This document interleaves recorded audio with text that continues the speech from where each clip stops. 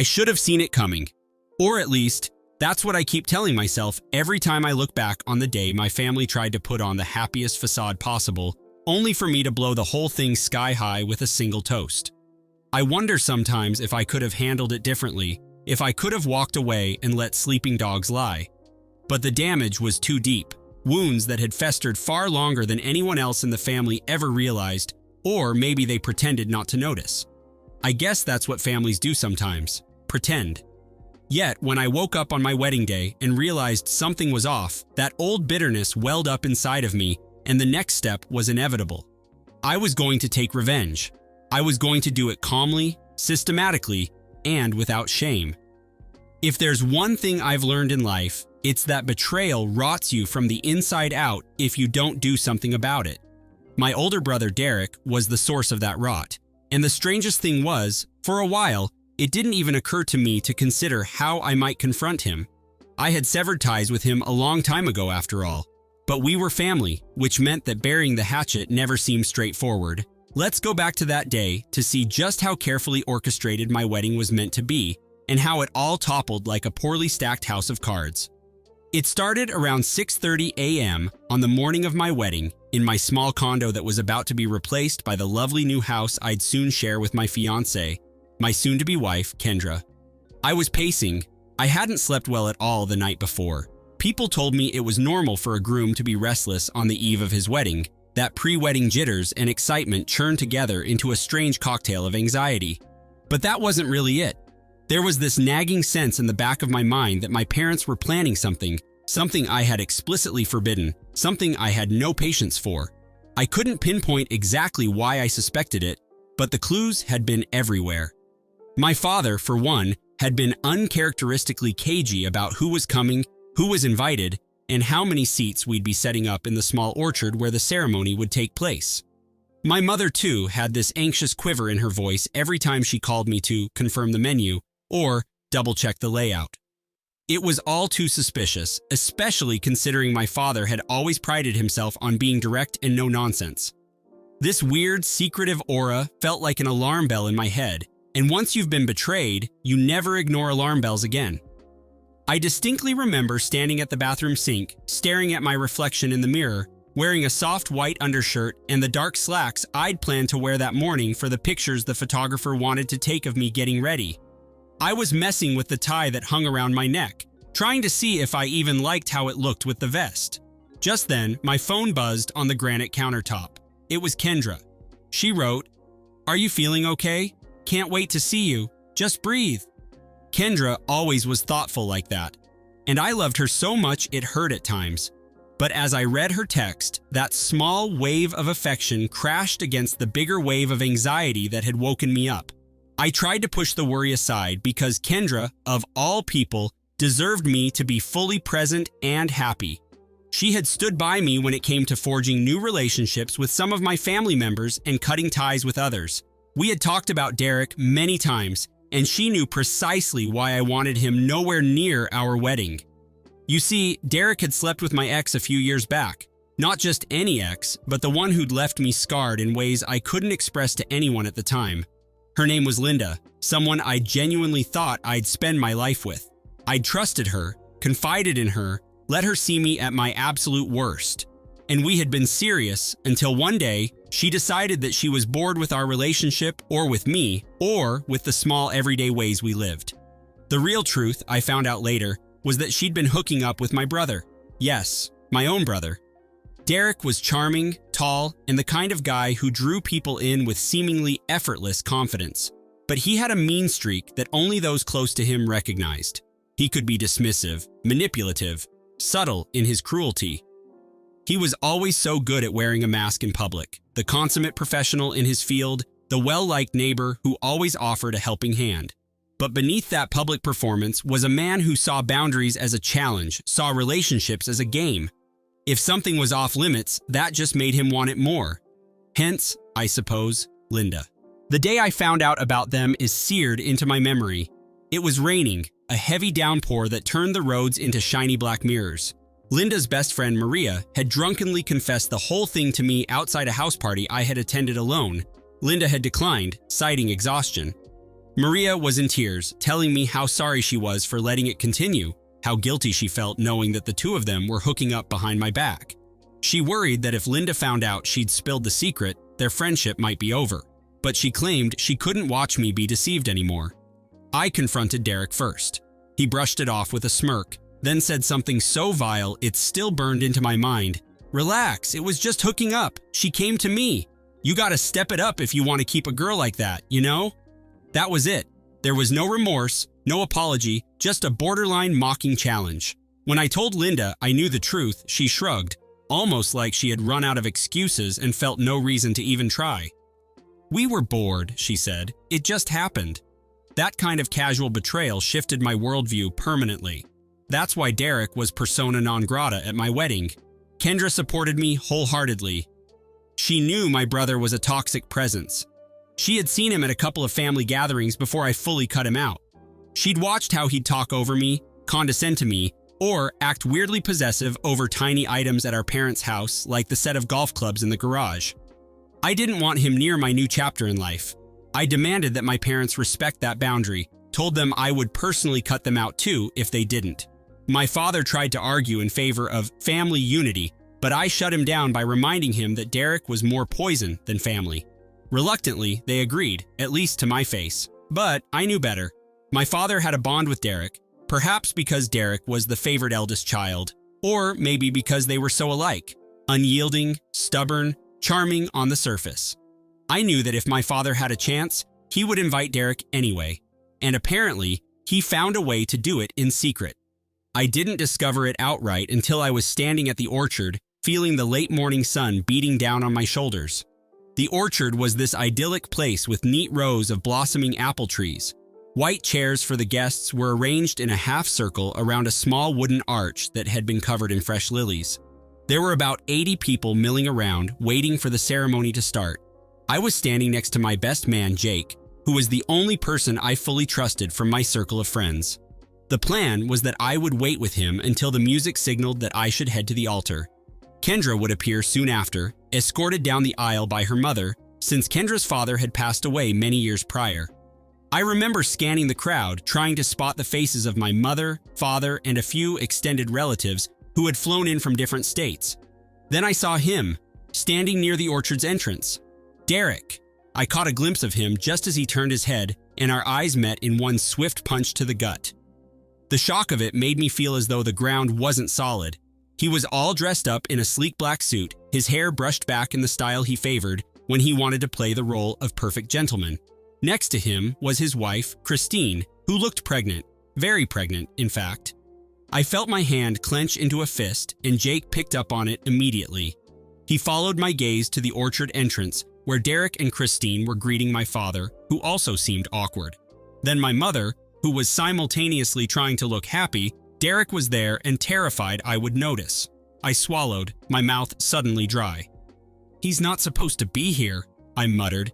Jake's eyes widened. He nudged me gently in the side and whispered, "Don't let it ruin your day. Let it slide. You're marrying Kendra. Focus on that, not him." The problem was, how can you focus on your wedding day when your living nightmare stands 10 yards away, smugly aware that he's a ticking bomb in your mind? Still, for Kendra's sake, I intended to push it down, to go through the ceremony. She had planned it so meticulously, and I hated the idea of overshadowing her dream day with family drama. But if there was a game plan for me, it unraveled little by little throughout the next hour. First, my parents blatantly avoided me. They scurried around like they had 1,000 tasks to accomplish, though everything was pretty much in place. Then, Christine noticed me looking at them and gave me a polite wave. I didn't reciprocate. Derek, on the other hand, waited until about 5 minutes before the ceremony was set to begin. He made his way up to me, casually ignoring my tension-filled expression. He extended his hand, that classic grin plastered on his face. "Hey, little brother," he said. "I'm here to support you, so no hard feelings, all right?" I just stared at his hand. No. Hard. Feelings. A bitter laugh almost escaped my lips. He was acting as if hooking up with my ex meant nothing, as if ignoring my explicit instruction to stay away from my wedding was no big deal, as if all that old betrayal and heartbreak no longer mattered. I glanced down at his outstretched hand, then looked him in the eyes. "I have nothing to say to you right now," I replied, voice low. Derek shrugged as though he expected that response. "Suit yourself," he said, "but we're still brothers, you know. Blood is blood." I watched him return to Christine's side, presumably lying that he tried to bury the hatchet. A wave of anger vibrated in my chest, and I forced myself to breathe. I was about to walk down the aisle to the love of my life. My vendetta against Derek would have to wait. If only I had known that the ceremony itself was the calm before the storm. I'll say this. The moment I saw Kendra in her ivory wedding dress, my anger disappeared, at least temporarily. She looked radiant, with a quiet smile and tears in her eyes, nervous yet utterly sure of herself. My heart pounded in my chest at the sight of her. The officiant said kind words about love, devotion, and new beginnings. Kendra and I exchanged our vows, solemn yet filled with the kind of inside jokes that only we understood. I saw my mother's eyes glisten with tears. I saw my father's rigid posture soften. Derek, from where he sat, watched with an impassive face. And Christine, pregnant Christine, dabbed at her eyes with a handkerchief. For half an hour or so, I managed to forget that a storm was brewing. When the officiant pronounced us husband and wife, we shared our first kiss. Applause erupted. The orchard was filled with the sweet, summery scent of blooming flowers. For that moment, I was truly happy and at peace. I wish it could have ended there, but eventually we transitioned to the reception, which was set up in a large tent near the orchard. Kendra and I made our grand entrance, amid cheers and well wishes. The tables were decorated with mason jars of wildflowers, name cards in elegant cursive script. The bar was open, the buffet was laid out to one side, and everything looked picture perfect. Except, of course, for the looming presence of Derek. The plan was for a few toasts, a first dance, then an evening of music, laughter, and celebration. My father insisted on making a toast. I dreaded it, knowing how he might try to spin something about family. Sure enough, after he droned on about how proud he was of me, how marriage is a sacred journey, and how Kendra and I were perfect for each other, he turned his gaze toward Derek. My stomach clenched as my father said, "I'm so happy to have both my sons here today, and I look forward to seeing them overcome the challenges that can tear families apart. We all make mistakes. What matters is that we come together in love and forgiveness." I clenched my jaw. I saw Derek raise his champagne flute with a smirk.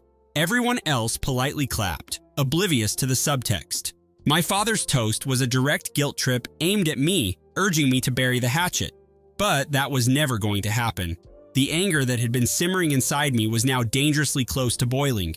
I could feel Kendra's hand sliding into mine, trying to soothe me. She whispered, "It's just one day, let it go." She wanted to preserve the sanctity of our wedding. She had no idea how red my vision was turning, how twisted up with betrayal and resentment I felt. I tried. I truly did.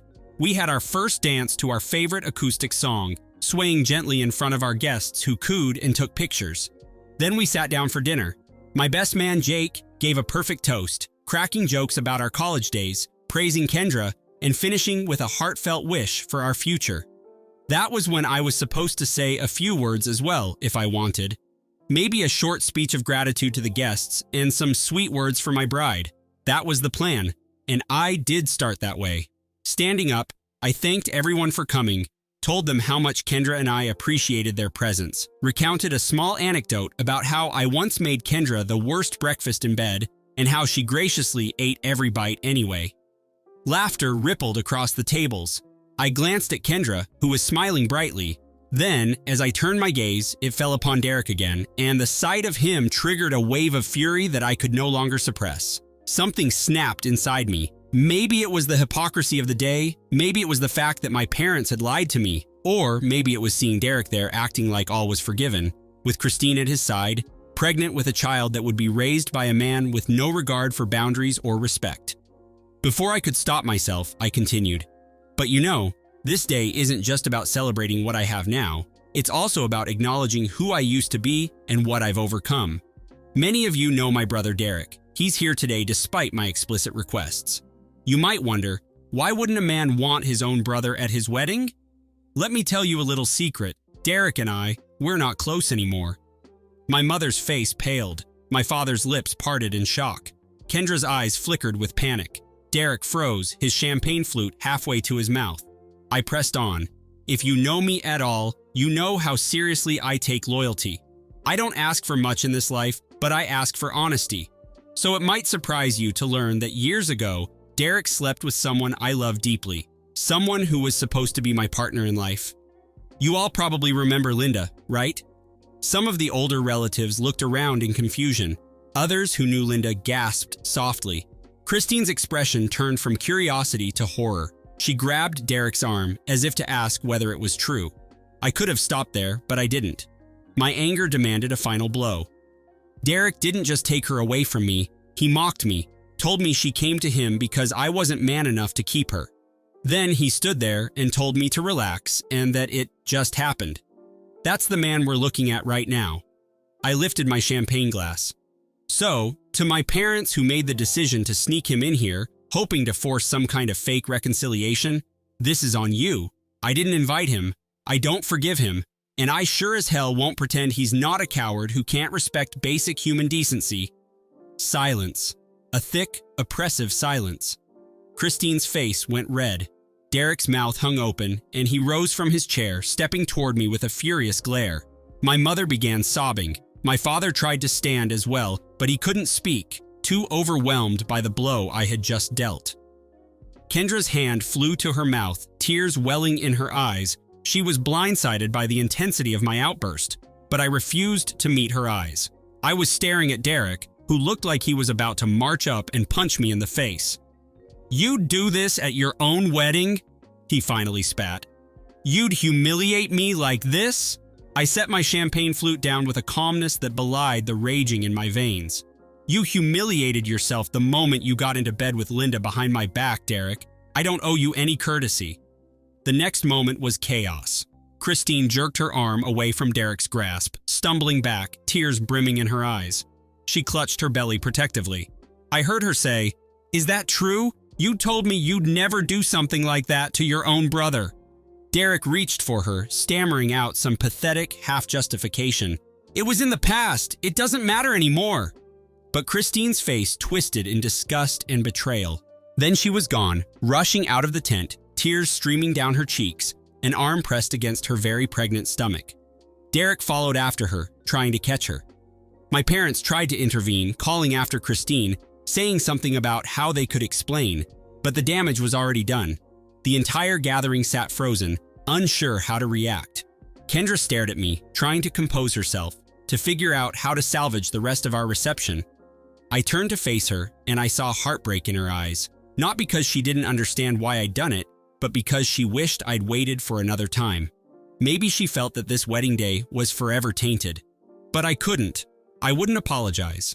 I felt the heavy tide of satisfaction coursing through me. Vindication, maybe. The rest of the reception was a blur of forced attempts to dance, an awkward hush that never quite left the air, and guests uncertain whether to congratulate me or scurry away from what might turn into more drama. My father tried to corner me at one point, but I waved him off. I had nothing to say to him. As for my mother, she looked drained, guilt etched across her face. I couldn't bring myself to console her. She'd lied to me, worked behind my back to bring Derek here, as though this was all a silly spat that time would have healed. They'd all believed that the wedding day was the perfect time to force a reconciliation. They thought me gullible enough to swallow their lie and grin. They were wrong. By the time the sun set, more than half the guests had already left, eager to escape the tension. Kendra and I cut our wedding cake in a subdued ceremony, though a handful of my closest friends and loyal relatives tried to lighten the mood. I appreciated their efforts, but inside, I felt empty and exhausted. My new wife saw that look in my eyes and took me aside. "I love you," she told me, "but why did it have to be now?" She wasn't yelling, she rarely raised her voice. She was hurt, but also understanding in a quiet, sad way. "I had to," I replied, my voice hoarse. "I'm sorry it hurt you. I just couldn't swallow it anymore." She stared at me for a long moment, then nodded. She gave me a shaky hug and whispered in my ear, "Just don't let revenge consume you. You have me now, and we have our future." The next morning, Kendra and I were set to fly out for our honeymoon. But before we even left for the airport, I got a call from Christine. She was furious, devastated, and apologetic all at once. Furious at Derek, obviously, devastated that she had learned the truth in such a public, humiliating way. Apologetic, oddly enough, to me for not knowing the details of Derek's betrayal. Then she dropped the bombshell. She was filing for divorce. The baby wasn't even born yet, and she was done. "I'm not bringing a child into a marriage built on deceit," she said. "He told me you'd had some kind of fight over an ex, but he never told me he'd actually slept with her. If he's capable of that, he's capable of so much worse, and I can't live like that." I stared at my phone, not quite believing that my words at the wedding had sparked such immediate consequences.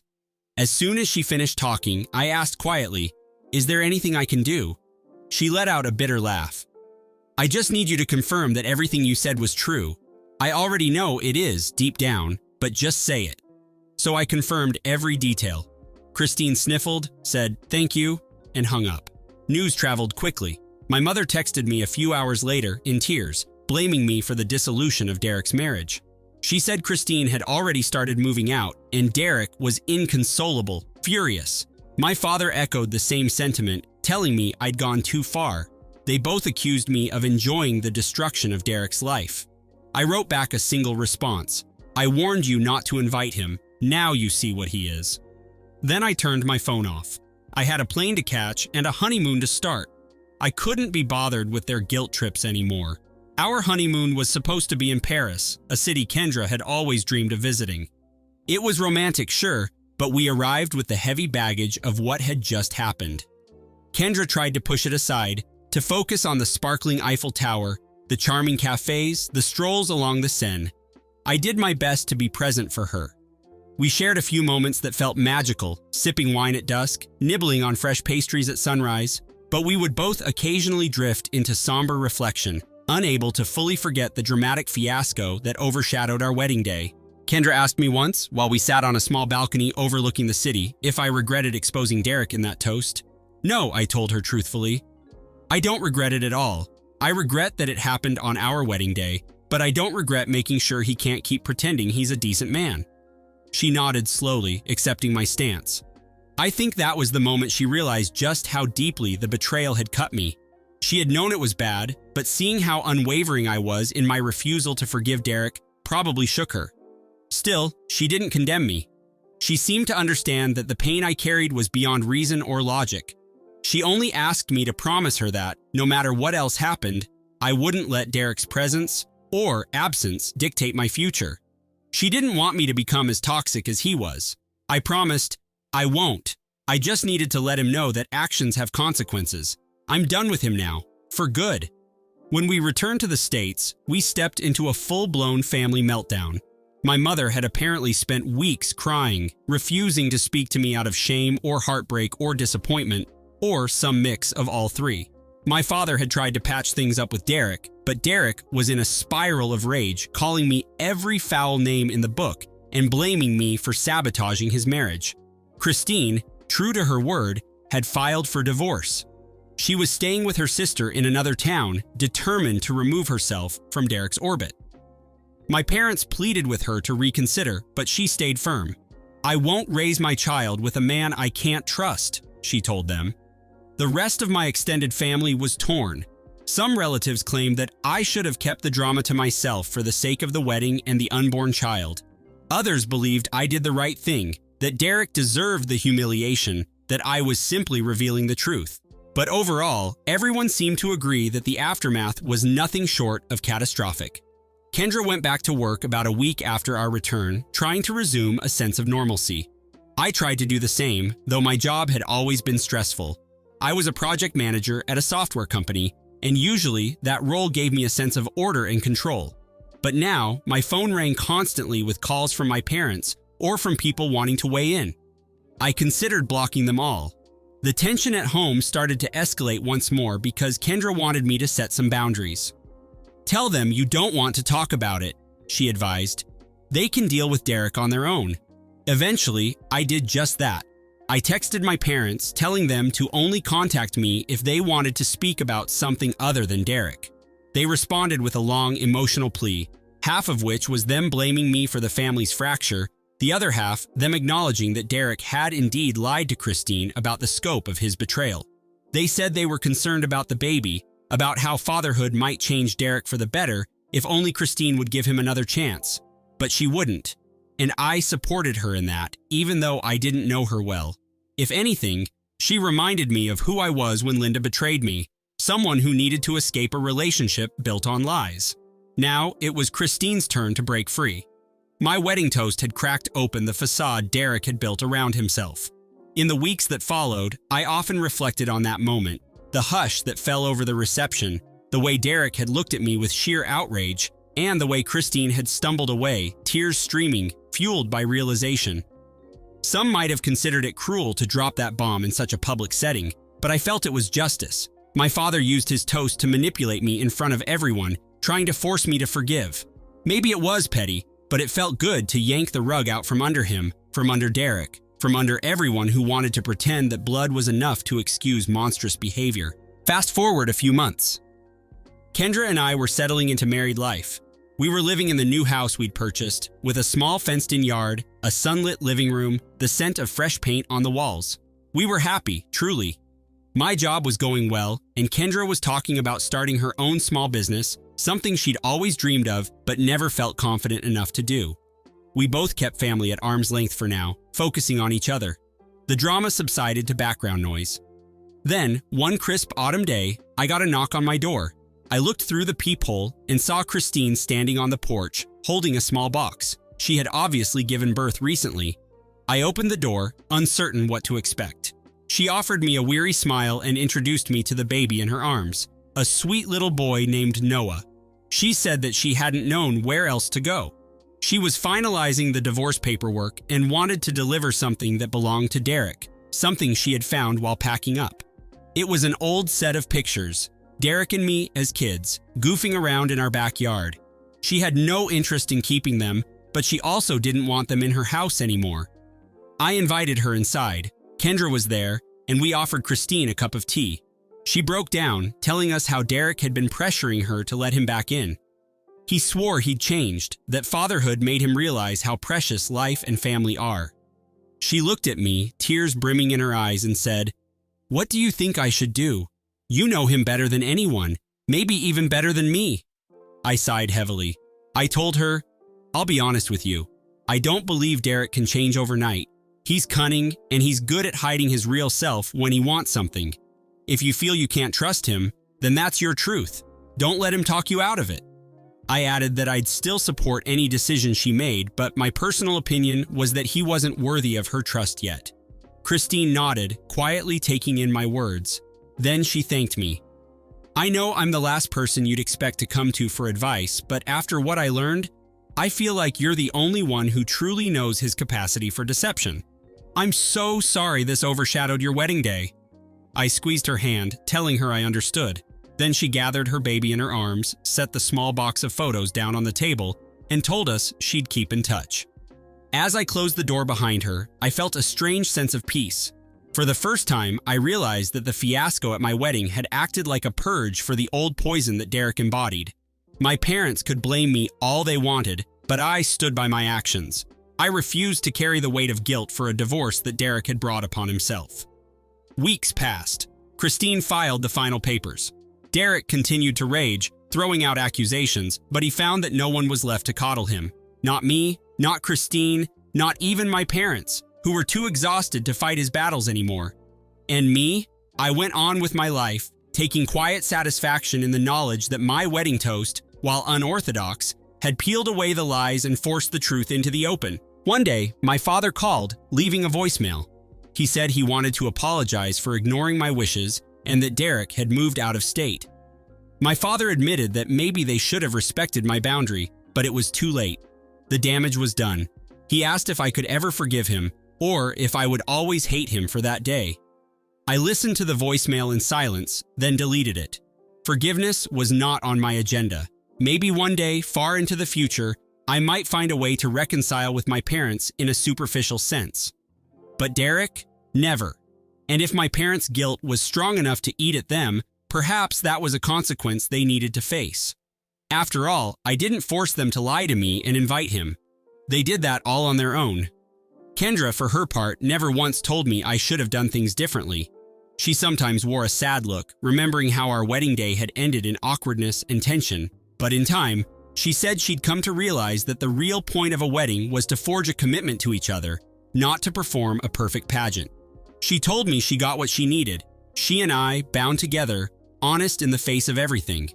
I loved her all the more for that. As the year wound down, I found myself reflecting on the entire saga. It was so bizarre to think that the best day of my life, marrying the woman I love, had also become a day of explosive confrontation. But in a strange way, I felt free. I was free from the illusions my parents kept pushing on me, free from the lingering question of whether Derek still had power over my psyche. By exposing him in that toast, I'd shattered the final ties that bound me to the old pain he'd caused.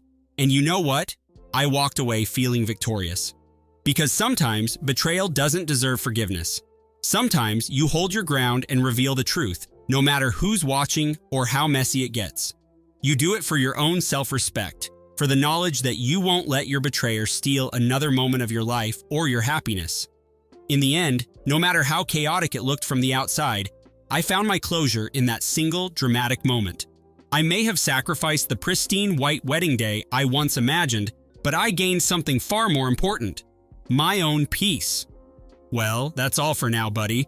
Finished off the rest of the bottle while spinning that yarn. Don't worry, I'm still coherent enough. Mostly.